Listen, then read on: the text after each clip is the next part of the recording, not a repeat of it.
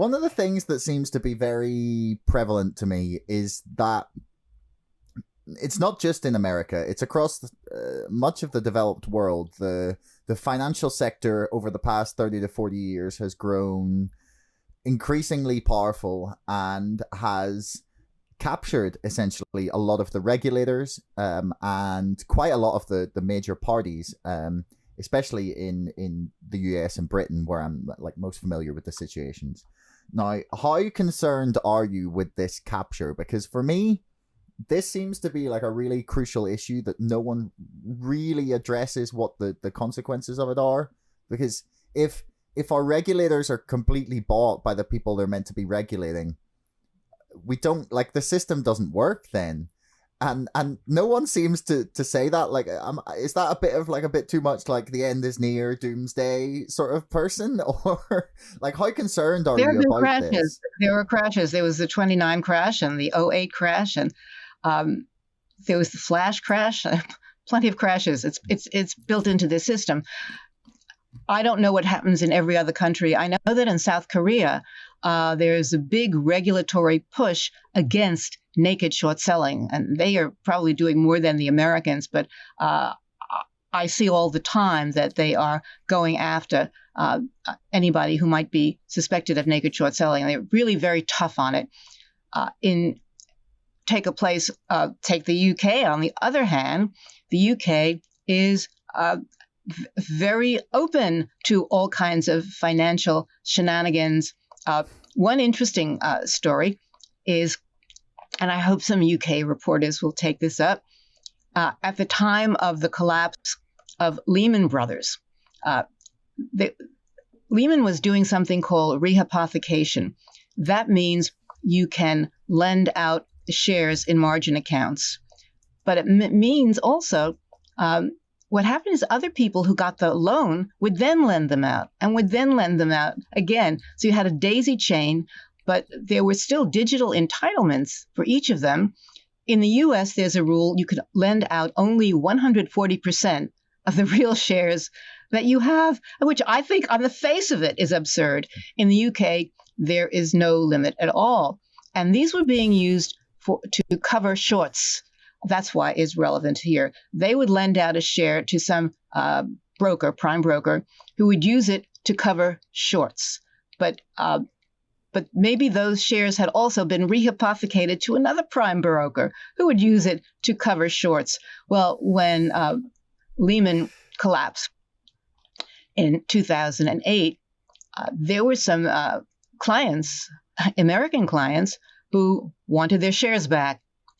They didn't know where they couldn't get them. I spoke to a lawyer for a client who said, my client wanted the shares back and was told they had been rehypothecated to the UK. And I don't know if they ever got them back, but when you lend and lend and lend, and at a certain point, who is the real owner of these shares that have been lent out to cover shorts? She told me that she went to a meeting in London of big brokers and officials, other people that would have been concerned with this issue. And she said, well, maybe we should do what the Americans do and have a 140% limit on what you can rehypothecate if you have these shares in your accounts.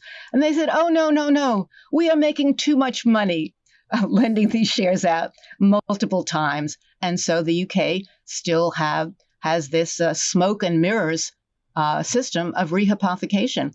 Now, this is the kind of thing where when the music stops and everybody tries to sit down, somebody doesn't have a chair. And that's the problem. These things go on and on and on until there's some crisis, and then the music stops. And that could happen in some of these other countries. And of course, these big brokers and hedge funds all have subsidiaries in many, many countries. Especially the banks have subsidiaries in and a lot of offshore subsidiaries. So you don't really know what's going on there, where they are moving shares, how they're dealing with the loans. The loans, the stock loans, it's the major part. People don't know this.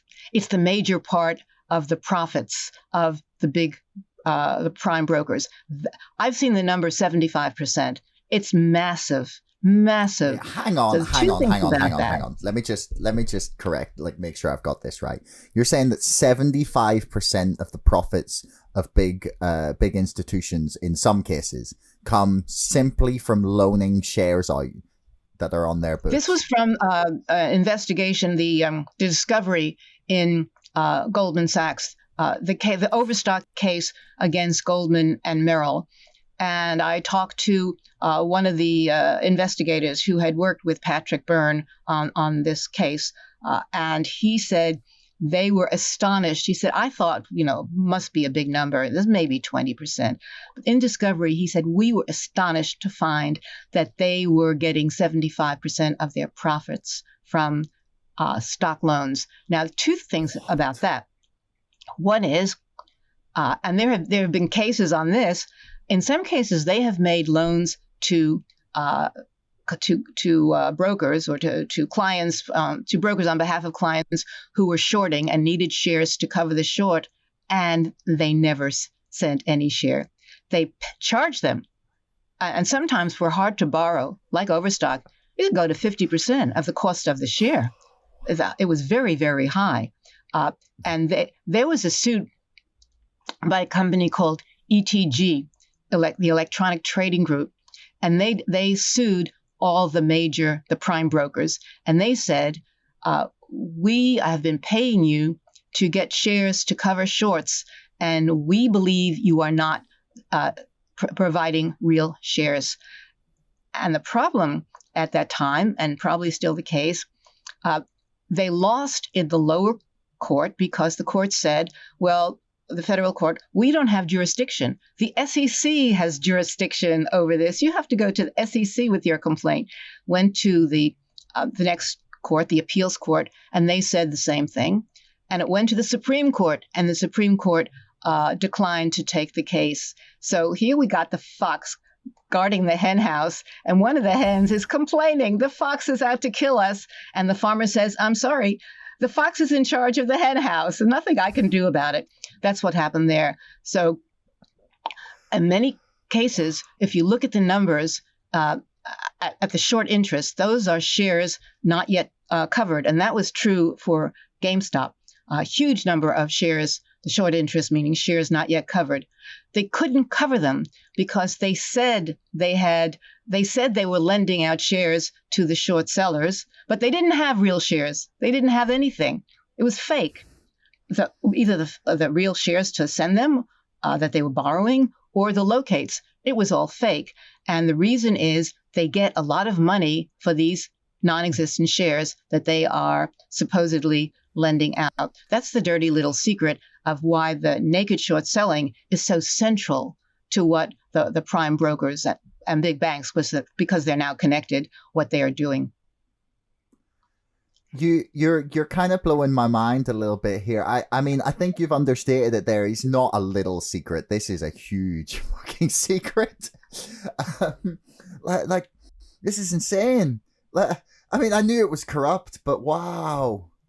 It blows my mind when you think, because they're just like what you're describing there. Like, and again, correct me if I've misconstrued this, is that a vast portion of the profits of this, of the apparently very lucrative financial industry in some parts, is just coming from selling things that don't exist. Yes. Yeah. It's called fraud. Okay. Yeah.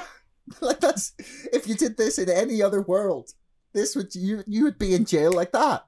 Like, by the end of the week, if I sold a car that didn't exist, I would be in a police station by the end of the week. Thanks so much for listening.